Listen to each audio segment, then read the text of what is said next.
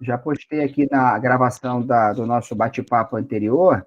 Então, aqueles que, porventura, não tenham tido a oportunidade de ter acessado, ter assistido, né, a aula anterior, entra lá depois na nossa página do Ambiente, que a gravação já está lá. Na verdade, deixa eu botar aqui, ocultar, pronto, está aqui sendo legado. Acho que está todo mundo vendo aí a minha tela, né, que eu estou compartilhando.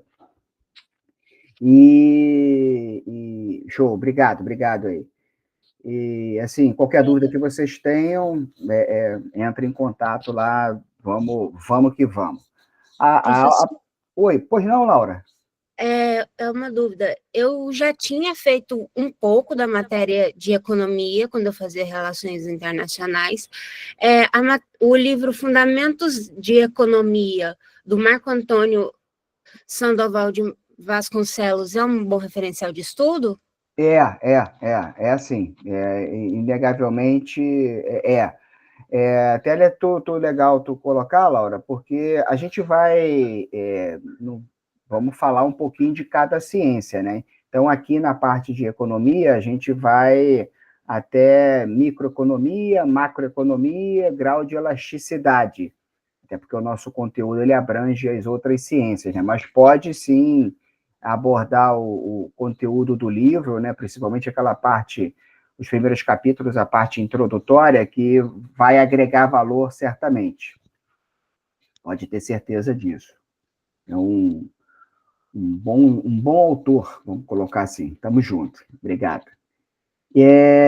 Com relação, então, já que a gente está abordando sobre economia, né, vamos falar um pouquinho, então, sobre essa ciência econômica que está ali no nosso dia a dia. Qualquer lugar que a gente olhe, qualquer lugar que a gente esteja, qualquer ação que a gente pratique, a gente está praticando, está exercendo, está realizando a atividade da ciência econômica. E o que é essa ciência?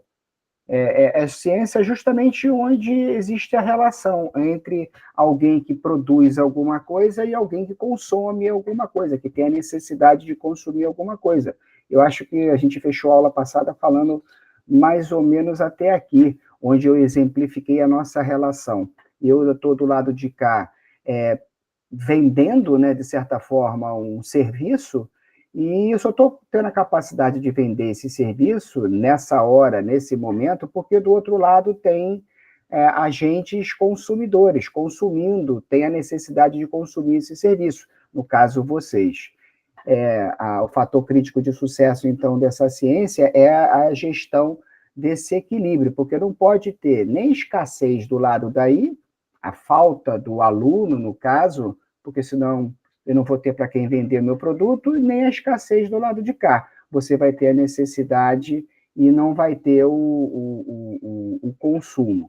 Daí a importância da gente manter essa relação de produzir a quantidade certa de produto ou de serviço na hora certa, do jeito certo, para ser consumido na hora certa, do jeito certo, na quantidade certa. Quando você tem esse equilíbrio, é lindo e maravilhoso. Só que, como a economia é uma ciência econômica que depende de comportamento econômico, as coisas são voláteis, as coisas mudam, né, de acordo com a necessidade de cada uma dessas escolhas, a necessidade de cada um desses dois lados. Então, é o que eu estou colocando aqui, economia, né? Eu uso os slides como forma de muleta para poder eu não me perder no meu conteúdo. Alguns eu leio, outros eu não leio, né? Então é importante depois de você dar uma a revisada, atentada, né? Associada do que eu estou falando aqui com o material que está postado nos slides. Mas está aqui, ó, ciência que consiste na relação da análise do que está sendo produzido, do que está sendo distribuído e do que está sendo consumido. Que às vezes eu posso produzir e não distribuir. Eu posso produzir, distribuir e você não consumir. Né? O equilíbrio ideal, então, é a gestão desses três elementos. Eu tenho que atentar, e é importante aqui a gente fatiar a ciência nessas três etapas, porque o nosso pensamento ele é fatiado, né? A gente aprende como se fosse um Tetris, né? A montar um quebra-cabeça. O tempo a gente controla segunda, terça, quarta, quinta, o dia, 1 hora, 2 horas, 3 horas, o montante do recurso, né? 1/3, 2/3, ou seja, a gente está sempre pensando de forma fracionada para a gente entender o todo. Isso é natural da própria pesquisa humana, né? da observação das ciências humanas como um todo.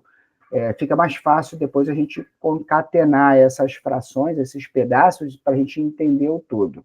A ciência econômica não é diferente. Então, a gente entende os fatores, a forma, os meios, o quantitativo da produção, do processo de distribuição, né, e do processo de consumo.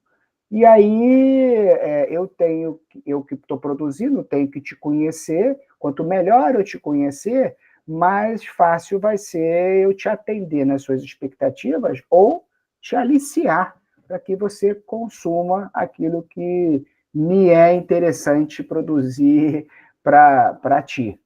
Aí entram outras ciências, o marketing, a propaganda, a divulgação, para poder meio que estou usando aqui entre aspas, esse aliciamento, esse convencimento do que o que eu estou produzindo é bom, te faz bem, e aí você vai lá e consome. Então, essa relação é a ciência econômica.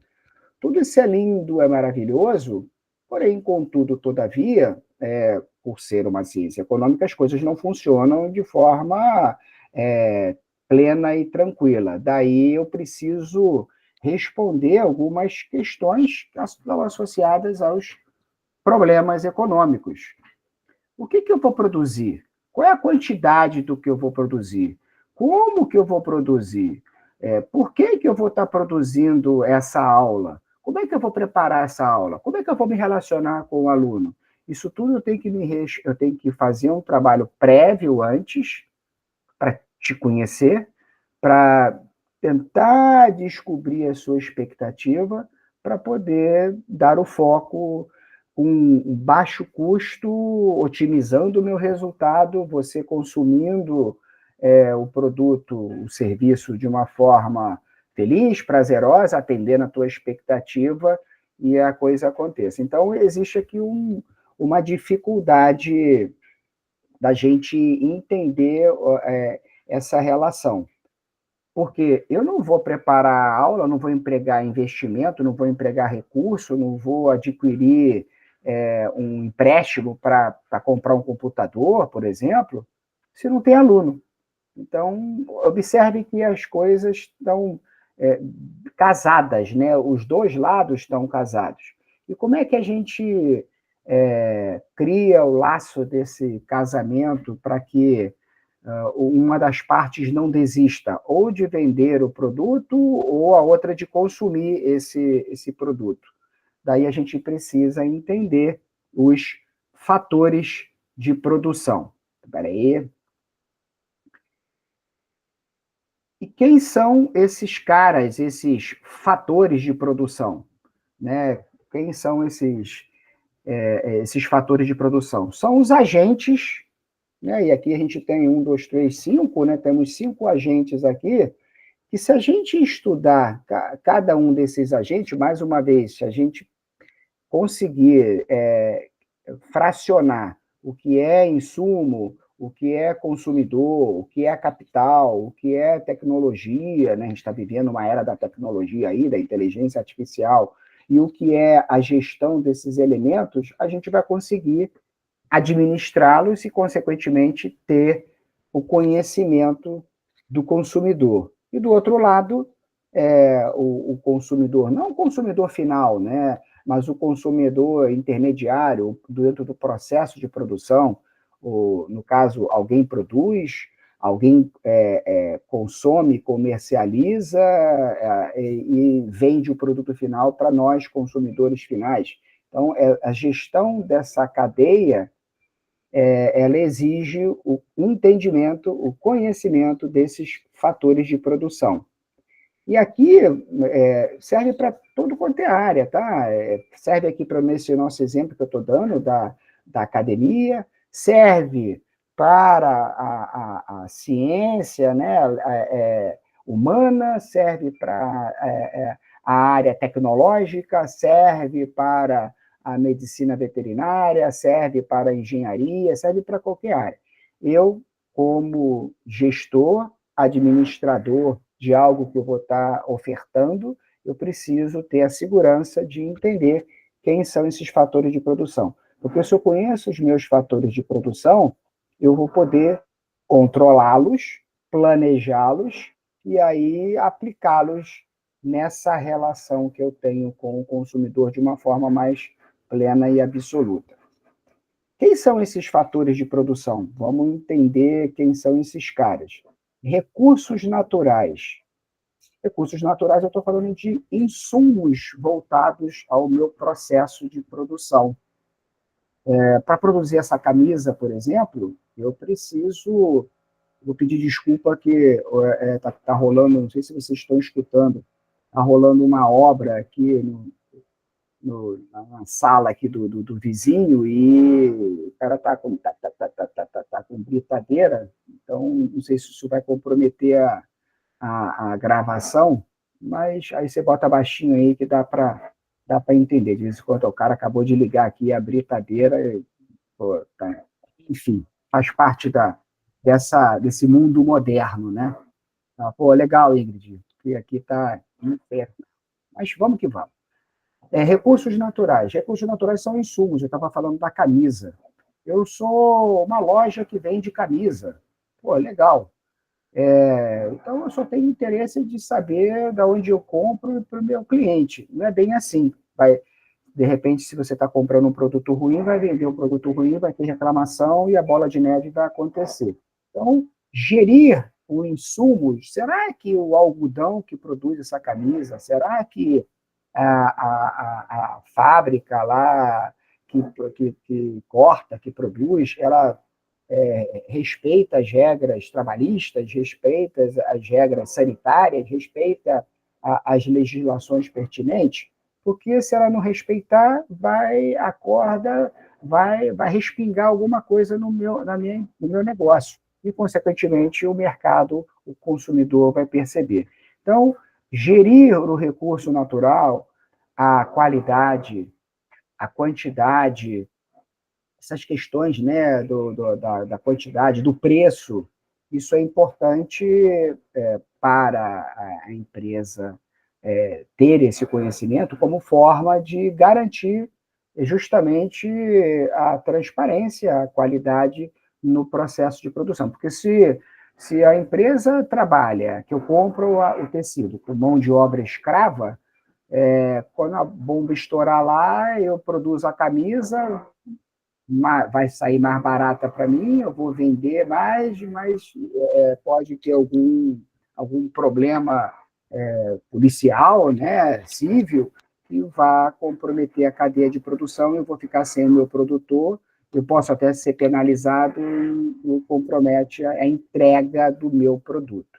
Então, entender, conhecer o processo eu estou chamando aqui de recurso natural, é importante. Dentro do exemplo de vocês, vamos imaginar aqui uma pet shop.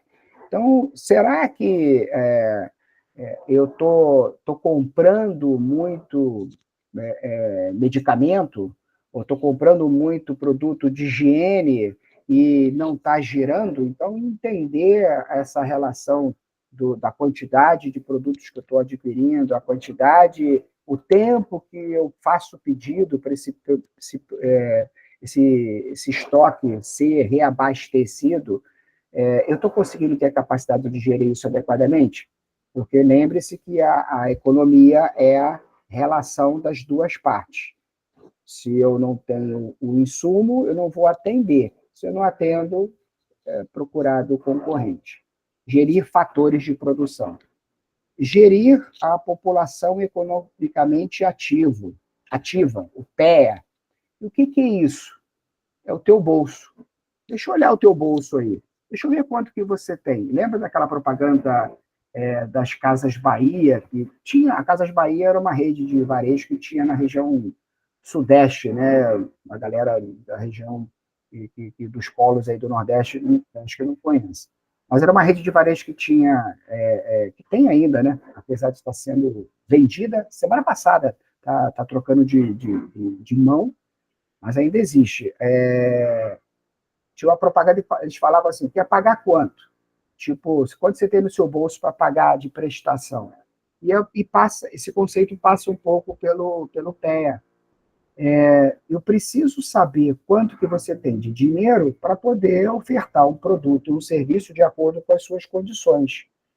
Vou voltar aqui ao exemplo da nossa aula. Eu não posso cobrar nessa aula, vou cobrar aí R$ 1.000 a hora aula. Você vai rir da minha cara e vai procurar um concorrente dentro das suas condições. Eu não posso cobrar também R$ 1, que você vai ficar desconfiada, vai falar assim, poxa, R$ 1 de graça a aula? É estranho, todo mundo cobrando um determinado valor e a instituição cobrando só esse valor, muito estranho essa situação. Você também desconfia.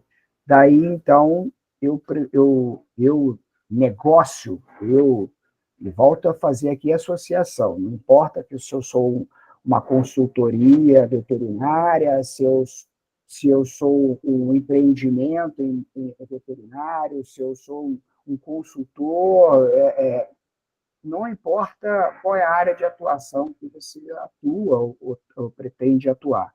Você precisa conhecer o seu mercado, você precisa saber qual é o teu público. Exemplo, vou trabalhar com tosa, banho e tosa. Beleza, ótimo. Tosa de quê?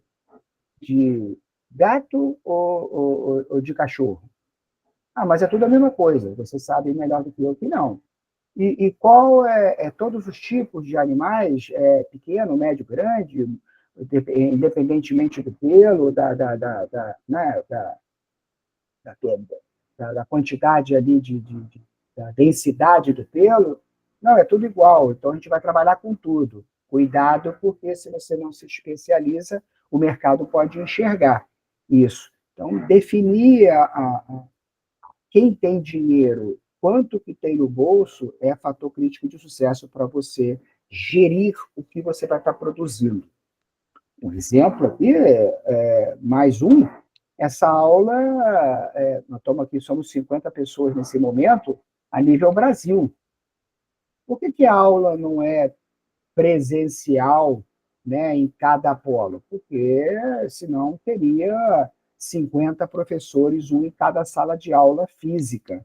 Então, você bota um professor, né, para dar aula numa sala de aula virtual e você gere melhor o teu custo e, consequentemente, te permite cobrar uma mensalidade menor, quem dera, né, que fosse, que diminuísse, né? Mas, enfim, você está entendendo. Menor para que possa ter esse casamento entre as duas partes. Capital, o fator de produção capital, sem o cliente não rola, sem o insumo não rola a produção. Sem o capital, esse é o cara mais importante que tem, né? O capital é o cara que toca o barco, então sem ele eu não pego dinheiro emprestado para produzir e entregar alguma coisa. Então, o capital é o elemento mais importante, a gente vai dar um foco maior nele, né? Mas eu não sou capitalista, Douglas, tudo bem, não estou falando aqui de regimes de gestão do dinheiro, do capital. Eu estou falando que todo mundo tem que ter a gestão do capital, né? Até mesmo em regime... eu trabalho numa ONG, sem fins, com fins filantrópicos, sem fins monetaristas, tudo bem. Só que você precisa produzir riqueza para distribuir essa riqueza. Então, gerir o capital é um elemento importante. Entender como é que esse cara se movimenta na economia, como é que ele é medido, é importante. Tecnologia é um fator, hoje, cada vez mais presente, né? Mais uma vez, o nosso exemplo aqui, tudo virtual, tudo, tem gente que está se locomovendo, tem gente que está trabalhando, tem gente que está deitado, correndo, cozinhando, dirigindo não, por favor. Mas tem gente, tem aluno que está fazendo milhões de coisas nesse momento, mas em função da capacidade tecnológica está assistindo a aula. Pois é, está assistindo a aula. Isso é muito bom, é muito rico. As revoluções, já a gente vai falar das revoluções que ocorreram ao longo da civilização, né, do comportamento humano. Tem gente que está fazendo atividade, parabéns, é isso mesmo. Cara, mas isso graças à tecnologia, graças a tudo isso que a gente está respirando nesse momento. Isso é ótimo. Ótimo porque cada vez mais eu vou te conhecer. Eu não vi o nome, não sei se era a Sara, acho que era a Sara que estava na academia ali. Oi, é a Nádia, tudo bem? Oi, Nádia. Que estava na academia. Pois é. Então, olha só, estava na academia nesse momento e agora eu já sei que ela está na academia. Então, nós já sabemos. Isso é ótimo, porque a aula, a relação, ela tem que estar associada a esse interesse de fazer 1000 coisas, 1000 tarefas ao mesmo tempo. Isso graças à tecnologia. Isso, então, a gente tem que potencializar na nossa relação, e quando a gente fala de um todo, né, de uma empresa, melhor ainda. Hoje, com a tecnologia, a empresa conhece o cliente. Basta dizer que, enquanto a gente está falando aqui, está tendo a nossa relação, o seu smartphone está estourando aí de propaganda de sites que você consultou ontem. Ontem você estava lá, andando no shopping, viu o preço da loja, do sapato, da camisa, seja lá o que for, e hoje, quando você ligou lá o seu Google, já está aparecendo um monte de propaganda associada àquele produto que você consumiu, àquele site que você acessou, estou pensando em viajar, então você entra no site lá, no Airbnb, olha, hoje já tem um monte de propaganda, porque o mercado está te monitorando, está me monitorando. Quanto mais ele usa a tecnologia, melhor a favor da otimização dos serviços. E tudo, algoritmos, essa é a palavra linda, essa é a palavra que a Ingrid está colocando aqui, algoritmo, exatamente isso. A gente rotula, a gente identifica, até suas pesquisas, o que você estiver pesquisando aqui, se você pesquisar uma determinada área, vai estar sempre aparecendo mensagens daquela área, daquele site, daquele jornal, daquela revista, daquele comentarista, daquele youtuber, porque é algoritmo, né? Isso é lindo. E a capacidade, o outro fator de produção, que também é muito importante, somos nós. A capacidade que o gestor tem de acompanhar, gerir, monitorar todos esses recursos ao mesmo tempo. É aqui que a gente entra, esse é o motivo da gente estar aqui 8, 9 horas da manhã estudando sobre um determinado tema, né? Se é necessário a gestão, o entendimento, a convergência, a sinergia da administração, do acompanhamento desses fatores para você potencializar o teu recurso lá, o que você tem de interesse.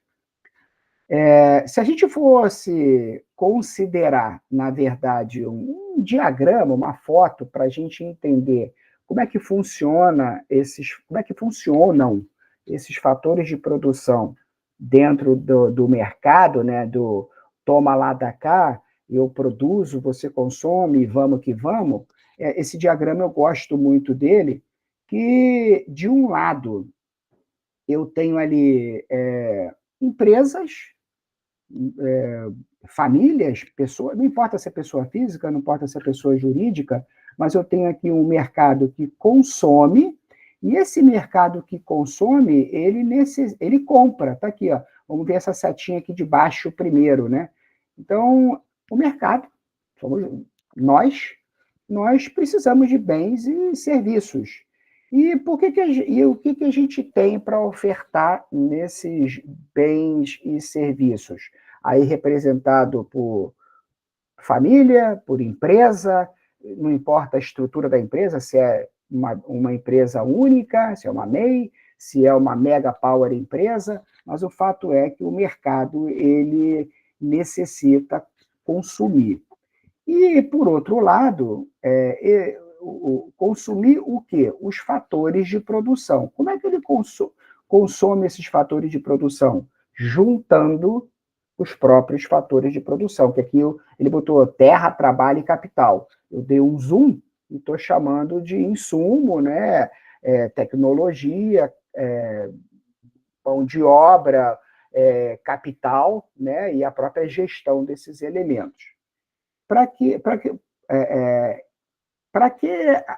juntar esses fatores de produção? Para criar o computador, a camisa, a aula, né? Então, ele gera a oferta, as empresas produzem, geram as expectativas, o mercado tem a grana, bota o dinheiro, gera a expectativa, então alguém do outro lado olha essa expectativa e vende para esse mercado. E fica nesse looping. Né?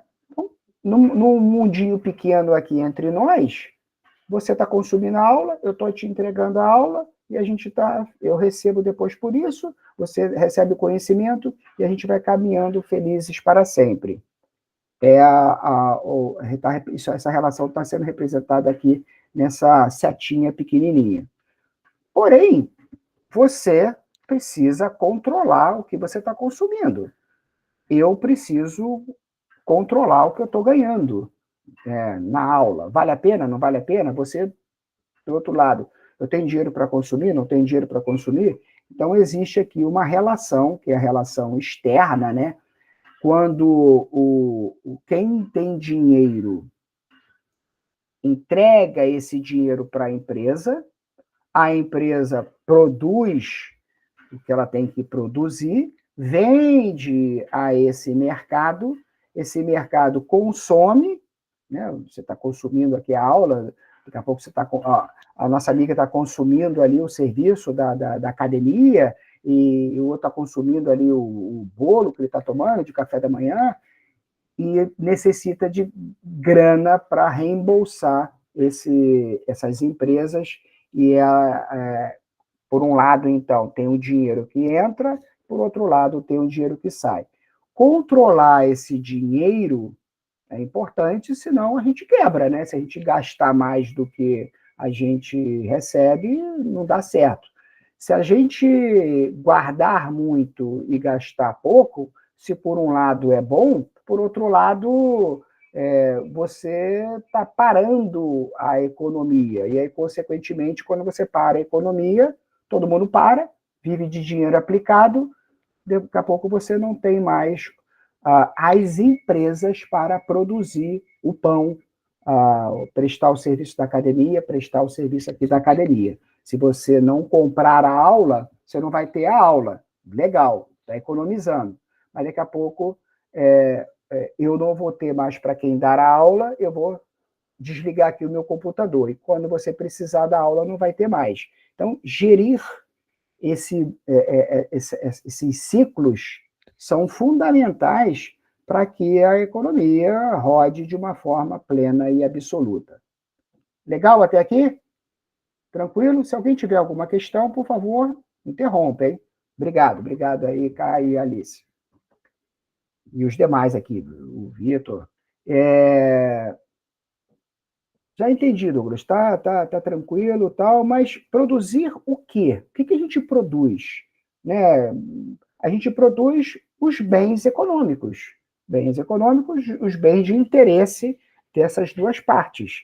E esses bens econômicos, eles podem ser tangíveis, palpáveis, o computador, a camisa, o óculos, ou intangíveis, o serviço. Quando você vai num restaurante, pede lá o prato, lá, o rango, se alimenta, come, janta, almoça, obrigado, paga o dinheiro, vai embora, é algo, aquele serviço intangível. Aqui você está consumindo a aula. A aula é intangível, é um serviço intangível. Então, classificar, rotular, né, tabular, a gente precisa tabular as coisas, né? Fracionar, como eu falei anteriormente, em bens econômicos. Bens econômicos, então, é tudo aquilo que é produzido na relação econômica. Eles podem ser tangíveis ou intangíveis. Os tangíveis são aqueles, todos eles são mensuráveis, todos eles são quantificáveis, mas os tangíveis são aqueles palpáveis, e os intangíveis são os serviços. Tangíveis são produtos, intangíveis são serviços. Até alguns séculos atrás, algumas décadas atrás, o foco da relação era muito controlar, acompanhar, monitorar os tangíveis.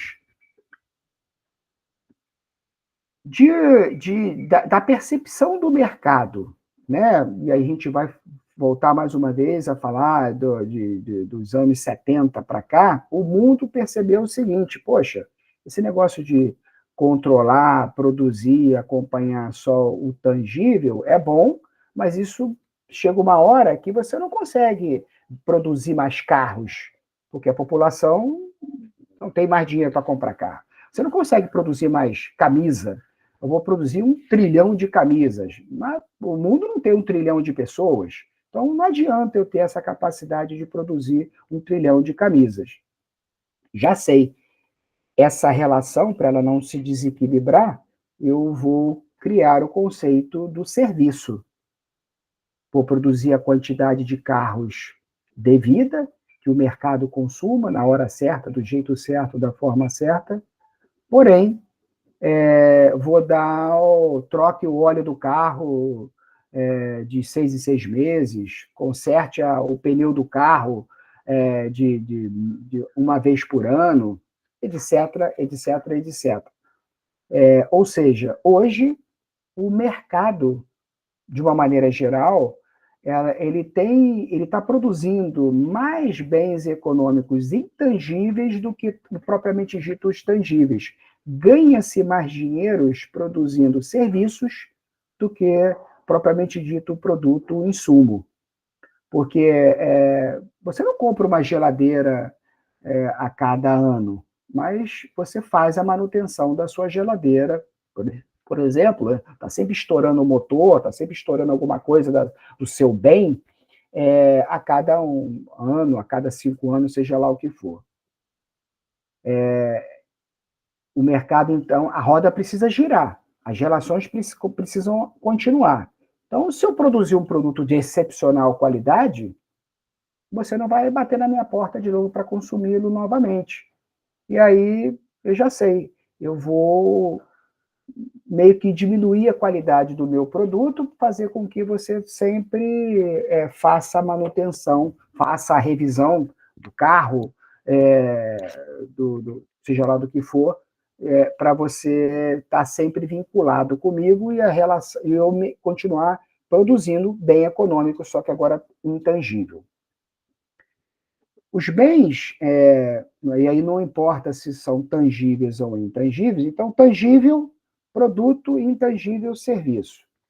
Esses bens econômicos, eles são classificados em 2 tipos, bens de consumo e bens de capital.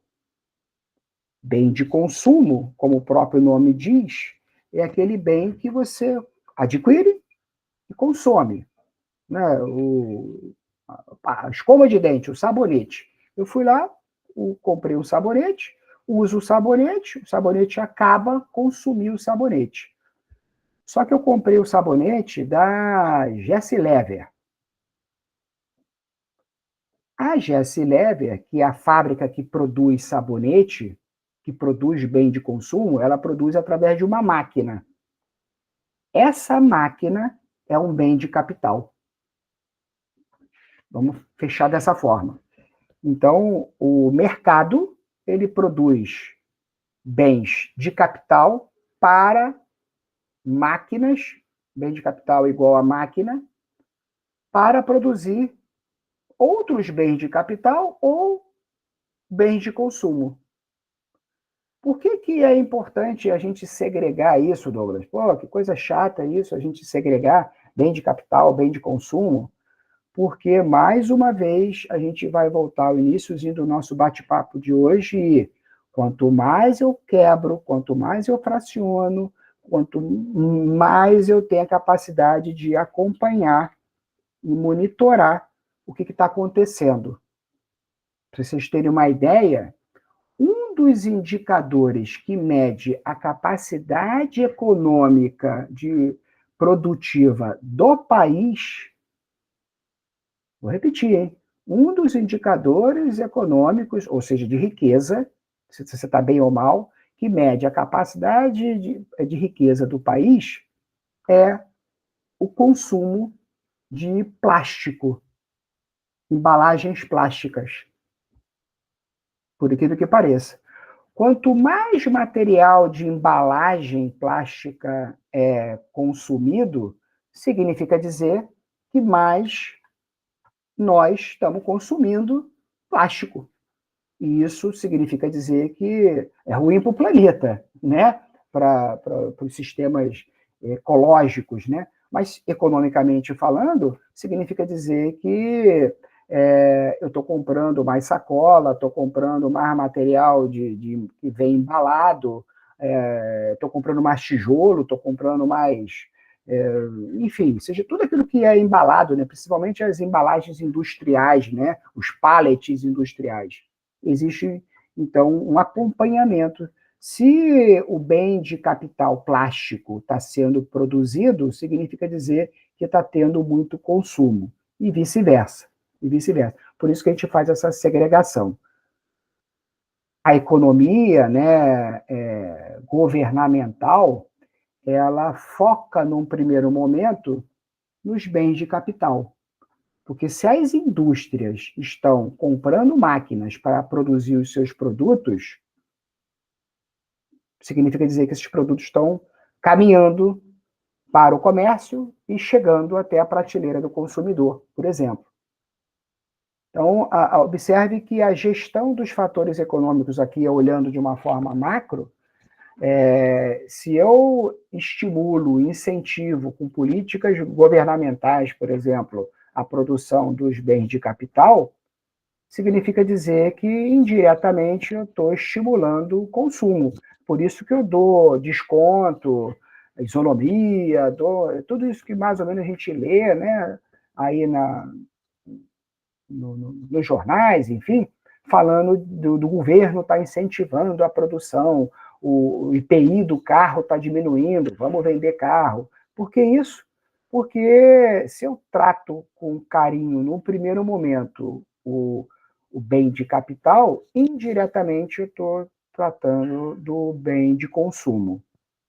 Então, num segundo momento, aí eu olho para o consumidor e falo assim, vem cá, está com dinheiro no bolso aí para comprar o carro? Está com dinheiro no bolso aí para comprar a camisa? Não, tá, continua caro. Opa, então peraí. Então, eu estou dando dinheiro para a indústria não está repassando dinheiro para a produção do bem de consumo. Aí são revistas as políticas, são reanalisadas as políticas para manter esse equilíbrio. Bens econômicos, serviços e produtos que geram bens de consumo, bens de capital. Vamos rodar. Aqui só um exemplo, né? Curiosidade, né? Depois, quem quiser, entra nesse site aqui, da importância, é só para ilustrar o que a gente está... Opa, peraí que o Henrique levantou. Não, não, Henrique. Pois não, fica à vontade. Pode me interromper. Se puder abrir o microfone. O Henrique botou alguma coisa no chat? O Henrique botou aqui no chat. Peraí, professor, bom dia. Os títulos imobiliários e ações da B3 estariam sendo classificados onde, de acordo com isso? Pois, uma vez que se compra isso, se torna um bem e posse, mas não entendi muito bem onde iria se encaixar de acordo com a matéria. Eu vou tentar me juntar aqui as estações, né? São temas um pouquinho diferentes, Henrique, mas vou forçar uma barra aqui para para conectá-los. O Henrique falou aqui de títulos imobiliários. Títulos imobiliários são empresas que compram e vendem terrenos, imóveis. Vamos imaginar assim. Essas empresas, elas compram o terreno e vendem para a gente. Beleza. Essas empresas, então, elas precisam de dinheiro para poder comprar o imóvel. O que elas fazem? Elas batem na porta do agente financeiro do banco. O banco vai lá, empresta dinheiro para ela comprar o imóvel para vender para você ficar feliz. Aí o mercado descobriu o seguinte: poxa, o banco cria uma carteira, um fundo, um grupo um produto, vamos dizer melhor assim, um produto que diz o seguinte: ó, se o consumidor aponta botar dinheiro nesse produto bancário, que é o título imobiliário, o cliente bota dinheiro nesse fundo, empresta dinheiro para o banco emprestar para as empresas que compram e vendem terreno, e aí todo mundo ganha dinheiro. Se o consumidor bota dinheiro, bota R$1.000, ele quer resgatar 1.100. O banco vai lá, empresta 1.200 para a empresa vende o terreno por 1.500, e aí todo mundo fica feliz nessa cadeia. A relação se dá dessa forma. Esses fundos, esse produto bancário, eles são comercializados na feira que o Brasil tem, que é a feira onde se compra e vende produtos, e no caso é a Bolsa de Valores, a B3. Né? É um balcão que se bota na feira, acho que eu comentei isso na aula passada, então você compra e vende produto. Eu quero investir no fundo imobiliário, boto o dinheiro lá, o banco o fundo pega esse dinheiro, empresta para a empresa compra o terreno, vende lá para alguém paga, e todo mundo fica feliz nessa brincadeira. Aí ele está falando aqui. Então, existe uma relação do investimento em fundo imobiliário, né, com a gestão dos bens, dos serviços? Sim, é um serviço.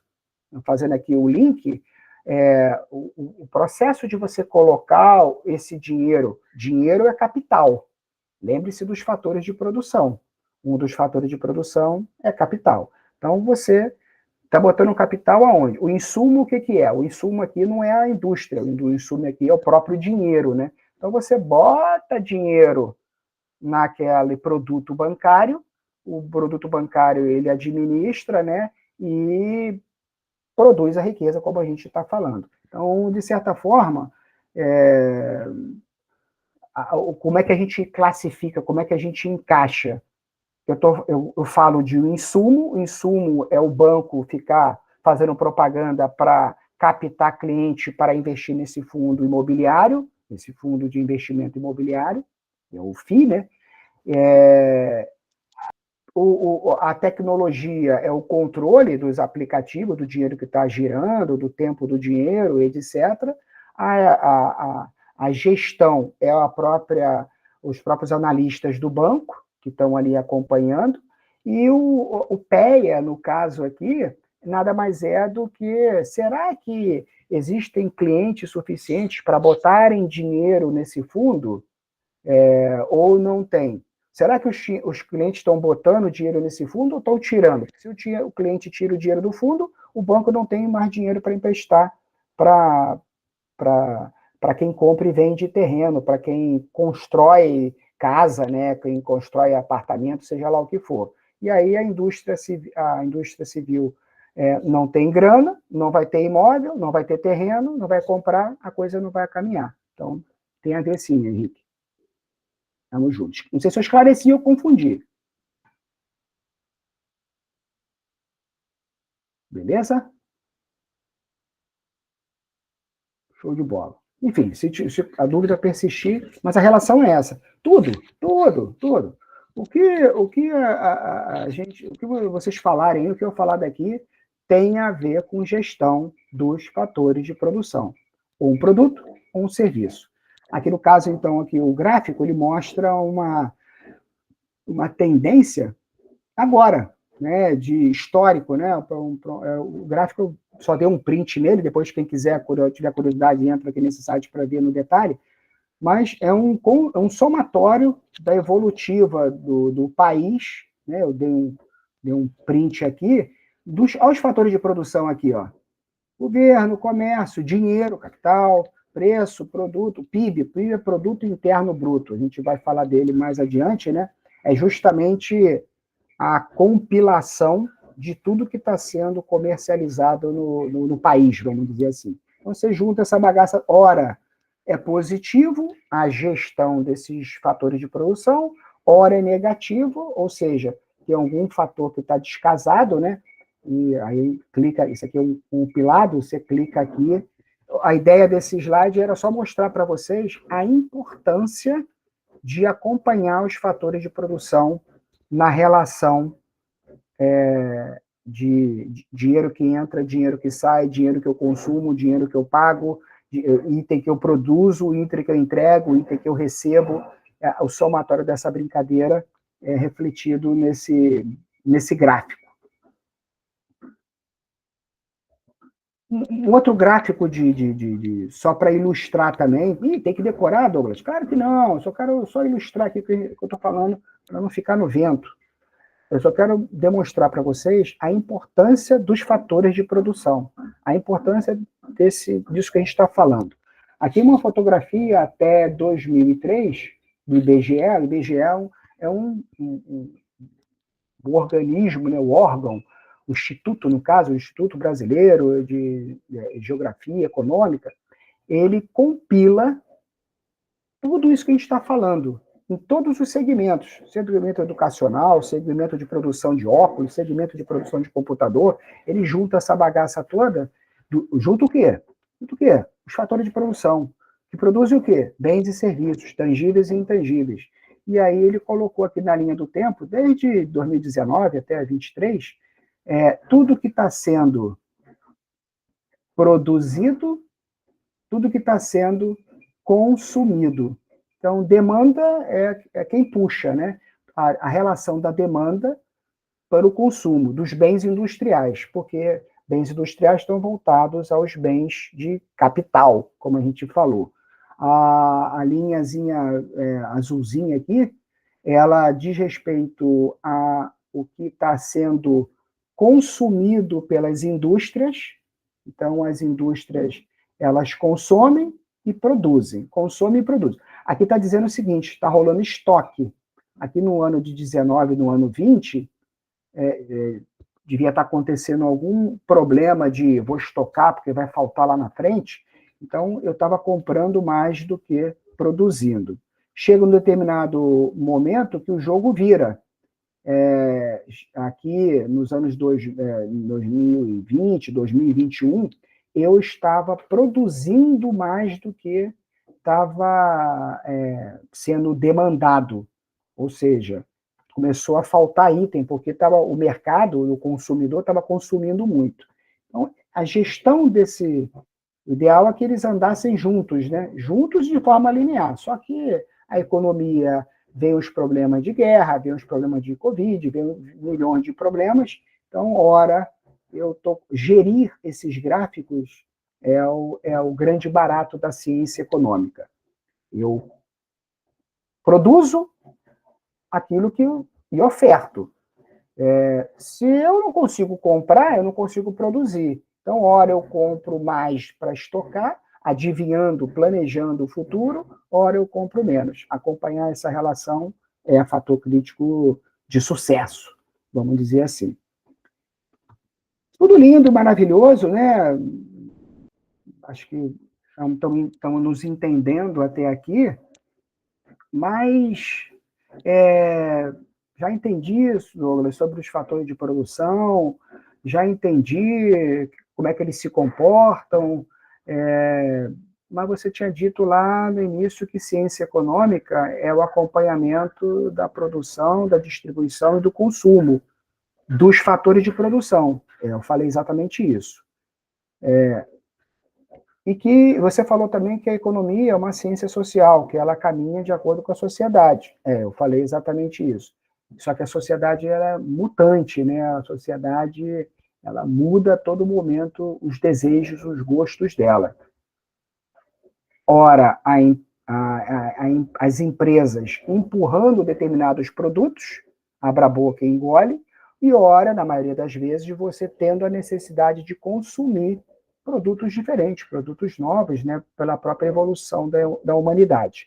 Daí, a economia ela precisa observar, botar a mão no queixo e ficar observando o comportamento desses fatores de produção.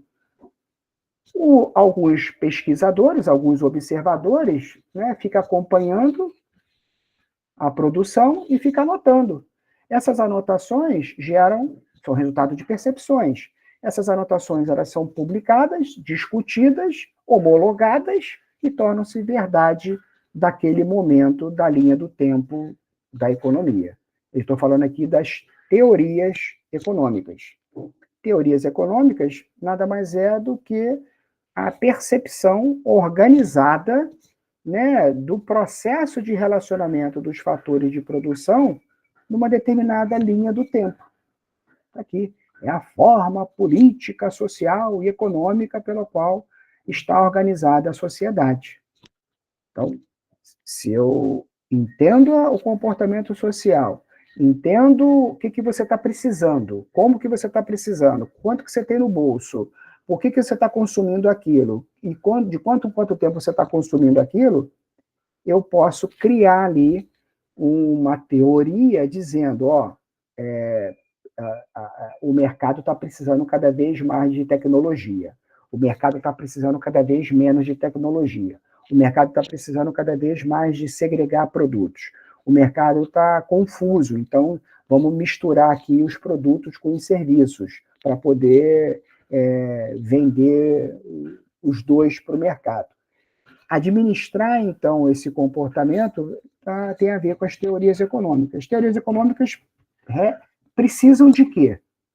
Precisam da produção, precisa dos agentes econômicos, quem banca e quem consome, e precisa de instituições controladoras, reguladoras, normatizadoras, para permitir o equilíbrio desses dois agentes, tanto de quem produz quanto de quem demanda.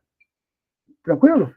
Então, as teorias econômicas, elas, em resumo, são teorias desenvolvidas ao longo do comportamento social associadas à gestão sociopolítica e econômica de quem? Dos fatores de produção, garantindo produção e demanda equilibrada, através de regulação. Agentes econômicos são quem consome apenas, a Ingrid está perguntando.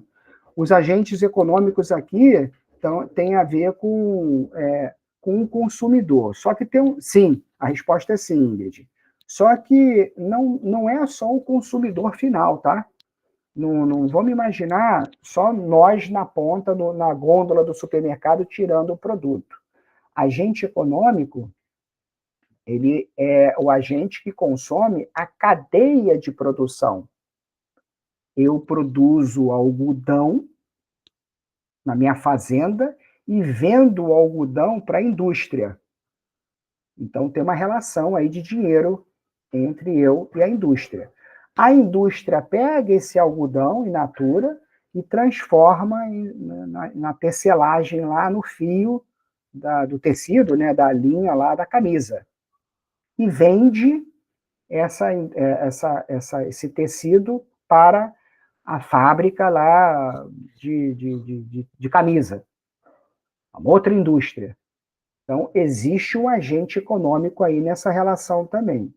A fábrica de camisa produz a camisa e vende para o comércio. Existe um agente econômico aqui consumindo a camisa e o outro vendendo o produto ali produzido. E o comércio vai lá e vende para nós, que vamos lá e consumimos o produto. Então, o agente econômico é, sim, o consumidor, mas o consumidor da cadeia de produção. Show? Isso é importante. Boa observação. Tamo junto.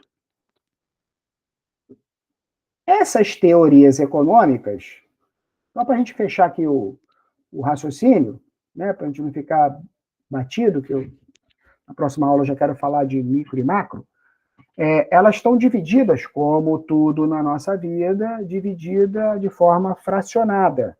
E como é que se dá essa fração? Em duas classificações.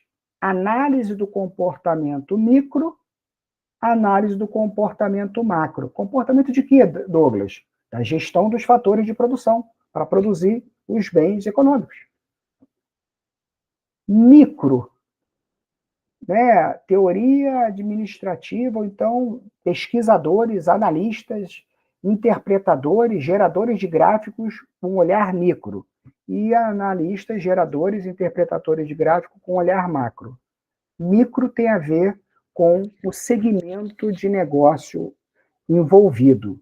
Exemplo, educação. Educação. Educação é nosso mundinho. Educação é nosso mundinho.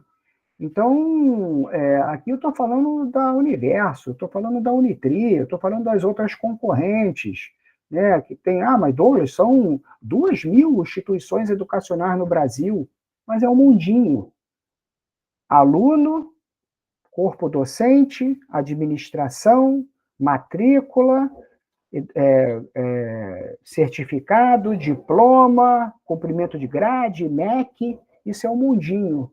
Então, quando você administra esse, que eu estou chamando aqui de mundinho para facilitar, né, eu estou administrando a cadeia de produção da atividade econômica educacional. É um tipo de serviço. Estudo de mercados individuais, é o que está escrito aqui. Agentes econômicos, agentes institucionais, agentes de produção que se comportam na relação com consumo e produção para formar preço, para adquirir. Lembra daquele diagrama de consumo ali, né? Das famílias, as empresas, o mercado. Então, eu só estou olhando ali o mundo da educação, que é completamente diferente do mundo industrial. As empresas, os impostos, os agentes, os fatores, os financiamentos, completamente diferente. E é completamente diferente do setor moveleiro, imóveis. A galera aí do sul do país, tudo que a gente tem de mesa, cadeira, tudo não, mas eu vou chutar aqui, da minha cabeça, 80% de tudo que a gente tem na nossa casa de mesa, cadeira e armário vem da região sul do país. Então, por que isso? Porque tem uma área de incentivo fiscal no estado do Paraná, do estado de Santa Catarina, para estimular a produção moveleira do nosso país. São os arranjos produtivos. Quando eu controlo, então, onde está sendo produzido mesa e cadeira para ser distribuído no país, fica mais fácil. E o macro? Macro é o somatório de todos. É o somatório do setor de vestuário, o somatório do setor de serviços, serviços educacionais, no caso, o somatório do segmento veterinário, o somatório do segmento mercantil, comercial. Eu somo todos esses segmentos, todas essas atividades micro e tenho macro. Qual é a vantagem de você estudar o macro? Está aqui. Quando eu foco no macro, eu verifico se está sendo justa a relação da produção dos bens de capital com os bens de consumo. Quando eu foco no macro, eu verifico se você está tendo dinheiro suficiente para pagar a faculdade, se você está tendo dinheiro suficiente para se alimentar, se você está tendo dinheiro suficiente para se locomover, né? Ia falar teletransportar, mas se locomover. Porque você precisa ter dinheiro para sobreviver, para você consumir, para você comprar roupa, para comprar o carro, para comprar o computador. Então, gerir o micro e gerir o macro o que são as linhas de pesquisa das teorias econômicas. Vou fechar aqui, né, porque senão eu me adentro demais. Ficaram faltando aqui 1, 2 slides que eu fecho aqui o conceito. Deixa eu só fechar esse aqui, 1 minuto a mais, só 1 minutinho a mais, para a gente fechar esse aqui. Que é fácil, então, administrar os fatores de produção, Douglas? É fácil administrar as teorias? Não. Aqui, ó, uma escadinha aqui, que está sendo, eu estou representando aqui uma escada.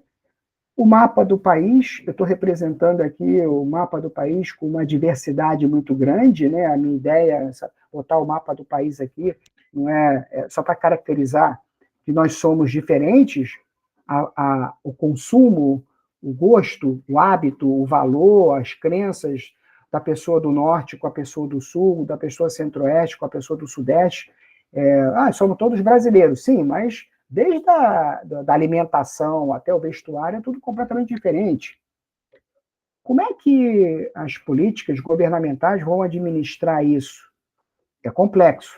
Como é que e aqui a evolução, as revoluções, melhor dizendo, existentes na história da civilização. A primeira revolução foi a revolução territorial, né? O conceito de patrimônio, a palavra patrimônio vem de patris, de pai para filho, né? De pai. Então, o controle lá antes da era cristã, o controle do gado, o controle do rebanho, o controle das terras, né? O toma lá da cá, isso era meio que um escambo, passou a ser controlado. Veio depois a Revolução Comercial, a Revolução Mercantil, né? As descobertas dos caminhos marítimos para as Índias, aqui o Brasil sendo descoberto aqui. Cara, isso revolucionou. Revolucionou o quê, Douglas? Os fatores de produção.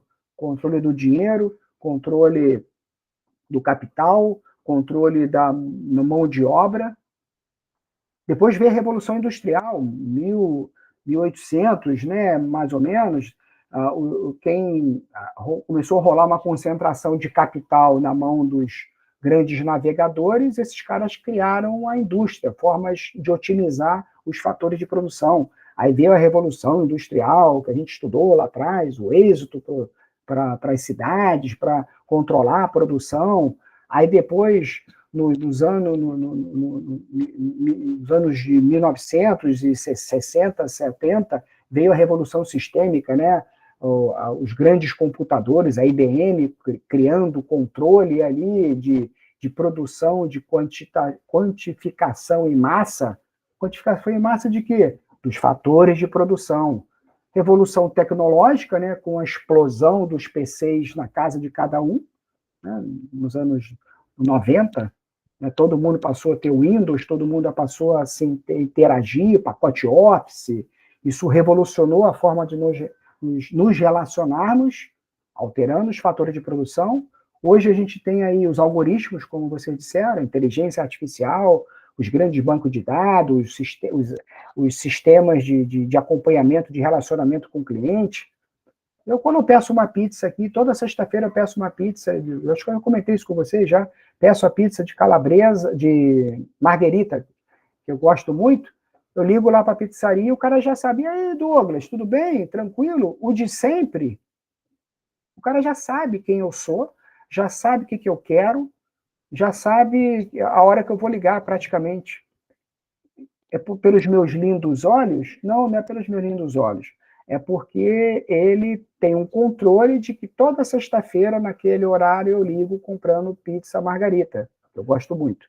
Se você souber fazer, comprar, me chama que eu tô dentro. Mas por que isso? Porque ele controla a quantidade de tomate que leva, a quantidade de manjericão que ele precisa comprar, a quantidade de queijo que ele precisa comprar.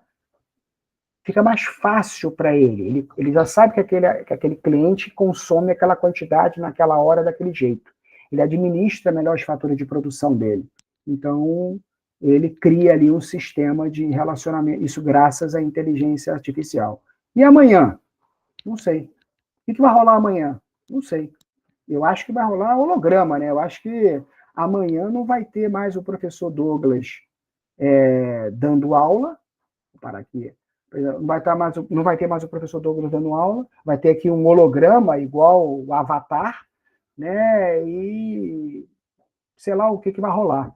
Você vai assistir, vai aparecer o professor Douglas aí no seu trabalho, no seu computador, um avatar, e tudo isso que a gente está falando aqui vai acontecer aí contigo, a forma de estudar, o jeito de estudar, já está mudando tudo. Isso tudo mexe com o equilíbrio, então, dessa ciência econômica. É um pouco disso que eu queria trazer para vocês no dia de hoje. Próxima aula a gente fala só dos principais teólogos, né, as principais teorias associadas aí à economia, para a gente mergulhar no mundo da micro e da macroeconomia. Quem quiser já pode ir bisbilhotando um pouco mais sobre microeconomia e macroeconomia. Dúvidas, aflições, eu peço desculpa aí por ter adentrado aí um pouquinho mais. Dúvidas, aflições, colocações, ponderações? O Henrique falou que fecha não. Eu não. Os agentes são quem consome apenas? Eu não entendi aqui, o Henrique falou fecha não. Foi alguma fala que eu não vejo o chat, né? Eu não fico online com o chat, eu não vejo a tela. Esse material está lá, tá? Esse material está todo ele lá, está todo ele disponibilizado lá. E a gente volta, o pontapé da próxima aula, ele volta a partir de aqui. Então, acumulem as dúvidas de vocês aí, bisbilhotem lá o material, para a gente começar na próxima aula daqui em diante, falando o segundo material, vou liberar lá para vocês já hoje, ainda, para vocês olharem lá sobre micro e macroeconomia. Deixa eu parar aqui a gravação. No mais, agradecer a presença. Show de bola, estou feliz aí, eu que bato palma para vocês. Obrigado aí pela presença, pela participação, pelo compromisso.